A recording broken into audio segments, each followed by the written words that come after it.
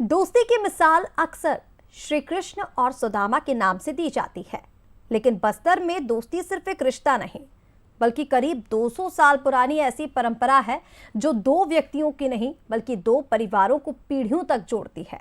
गोंचा महापर्व के दौरान निभाई जाने वाली मीत की अनूठी परंपरा आज भी विश्वास, अपनापन और सामाजिक समरसता की मिसाल है। देखिए खास रिपोर्ट। बस्तर का प्रसिद्ध गोंचा महापर्व अपनी धार्मिक और सांस्कृतिक परंपराओं के लिए जाना जाता है, लेकिन इस पर्व की सबसे खास पहचान है मीत बनाने की परंपरा।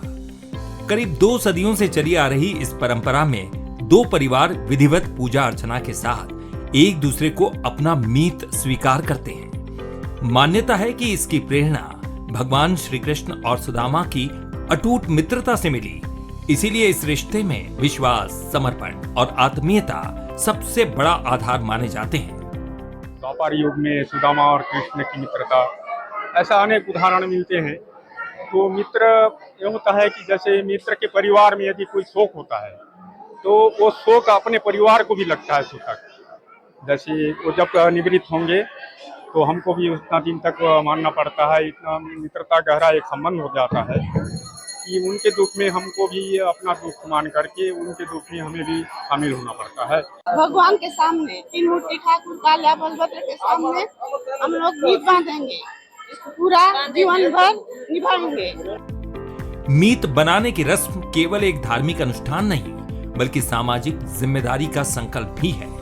पूजा के बाद दोनों परिवार एक दूसरे के सुख दुख में साथ निभाने, विवाह, त्योहार, पारिवारिक आयोजनों और हर खास मौके पर सहयोग करने का वचन लेते हैं। खास बात यह है कि ये रिश्ता केवल एक पीढ़ी तक सीमित नहीं रहता बल्कि बच्चों और आने वाली पीढ़ियों तक भी निभाया जाता है। बदलते दौर में जहां रिश्तों में दूरियां बढ़ रही हैं, वहीं बस्तर की ये परंपरा आज भी अपनापन और सामाजिक एकता की मिसाल बनी हुई है।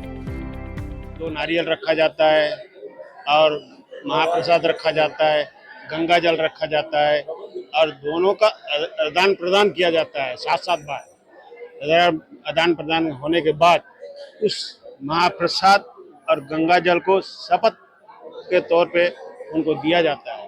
शपथ के तौर पे देने से उसके बाद वो आपस में शपथ लेके उनको प्रसाद को ग्रहण करते हैं। उसके बाद उनका 7 बार गले मिलते हैं। ऐसे समय में जब रिश्तों में दूरियां और स्वार्थ की बातें अक्सर सुनाई देती हैं, तब बस्तर की 200 साल पुरानी ये परंपरा प्रेम, भाईचारे और सामाजिक समरसता का जीवंत संदेश देती है।